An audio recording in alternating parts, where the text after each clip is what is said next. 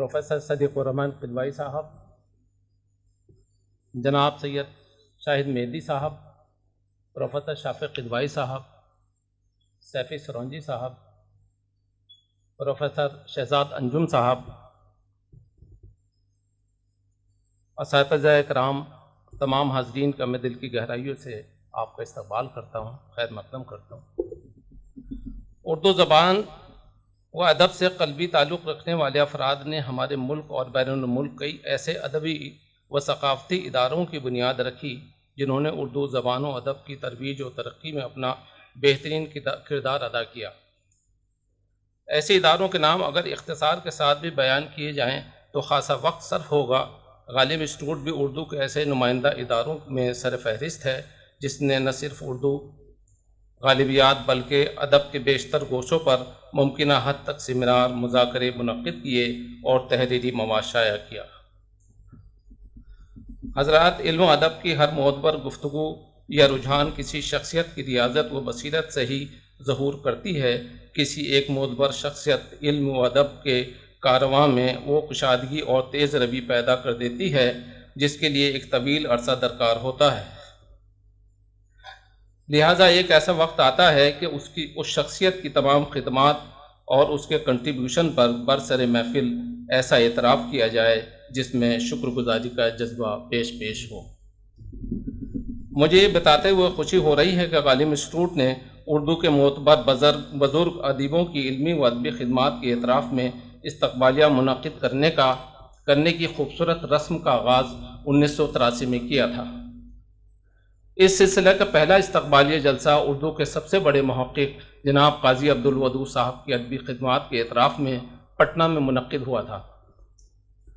اس کے بعد سے جناب میکشف اکبر آبادی، پروفیسر نذیر احمد، جناب مالک رام، جناب آنند نین ملا، پروفیسر آل احمد سرور، بیگم حمیدہ سلطان احمد، پروفیسر نور الحسن ہاشمی، جناب معین احسن جذبی، پروفیسر امیر حسن عابدی، پروفیسر مسعود حسین خان، پروفیسر مختار الدین احمد آرزو، پروفیسر سید محمد عقیل رضوی ادیب صاحب، پروفیسر نیر مسعود صاحب، جناب شمس الرحمن فاروقی وغیرہ جیسے معتبر ادیب و دانشور حضرات اس روایت میں شامل ہو چکے ہیں۔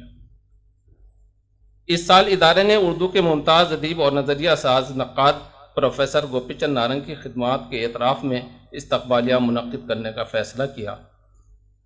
پروفیسر گوپی چند نارنگ کی ادبی خدمات کا دائرہ اتنا وسیع ہے کہ تحریری اور تدریسی سطح پر اتنا کام دو نسلیں مل کر بھی نہیں کر پاتی۔ آپ نے NCERT کی کتابوں کی تدوین سے لے کر امیر خسرو جیسے بزرگ اور نابغہ روزگار کے کلام اور فن پر نہایت عالمانہ کام انجام دیا ہے۔ ہندوستانی قصوں سے ماخوذ اردو مثنویہ، اردو غزل اور ہندوستانی ذہن و تہذیب اور غالب معنی آفرینی، جدلیاتی وضع، شونیت اور شعریات جیسی کتابیں ان کے بین العلومی مطالعے کی روشن ترین مثالیں ہیں۔ لیکن ان کی شخصیت کی اولین شناخت ان کی کتاب ساختیات، پس ساختیات اور مشرقی شعریات ہے۔ اس کتاب کے اب تک کئی ایڈیشن شائع ہو چکے ہیں اور ساہتیہ اکیڈمی نے اس کتاب کے لیے آپ کو ساہتیہ سمان بھی پیش کیا تھا۔ ان کی نثر نہایت شفاف اور مطالب نہایت روشن ہوتے ہیں۔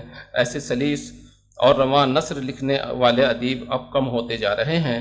اس ادارے سے بھی پروفیسر گوپی چند نارنگ صاحب کا گہرا تعلق رہا ہے۔ یہاں کے سیمیناروں میں آپ برابر شریک ہوتے رہے ہیں۔ 2019 کے بین الاقوامی سیمینار میں غالب کی شاعری میں نفی و اثبات کا کلیدی خطبہ انہوں نے پیش کیا تھا۔ 1984 میں غالب انسٹیٹیوٹ نے ان کی مجموعی ادبی خدمات کے اعتراف میں غالب انعام پیش کیا تھا۔ آج پھر یہ ادارہ آپ کی علمی و ادبی خدمات کے اعتراف میں آپ کو استقبالیہ پیش کر رہا ہے۔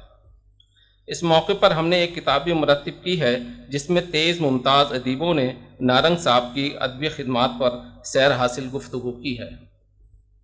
میں دل کی گہرائیوں سے آپ کا شکریہ ادا کرتا ہوں کہ آپ نے استقبالیہ قبول فرمایا اور اس پروگرام میں آن لائن شرکت کی منظوری مرحب فرما۔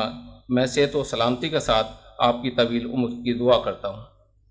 کنہیں وجوہات کی وجہ سے وہ جوائن نہیں کر پا رہے ہیں، لیکن انہوں نے کوشش میں ہے کہ بہت جلد جو ہے آن لائن آ جائیں گے۔ حضرات، ہم سب کی خواہش تو یہ تھی کہ پروفیسر نارنگ صاحب آخر تک اس پروگرام میں شریک رہیں اور آخر میں ہم ان کے خیالات سے مستفید ہوں، لیکن صحت کی خرابی کی وجہ سے شاید وہ آخر تک شریک نہ رہ پائیں پا سکیں۔ لہٰذا پروفیسر گوپی چند نارنگ صاحب سے میری درخواست ہے جیسے ہی وہ آن لائن آ جائیں کہ وہ اپنے عالمانہ گفتگو سے مستفید فرمائیں۔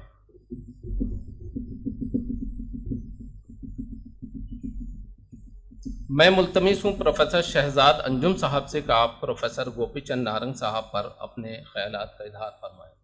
پروفیسر شہزاد انجم صاحب۔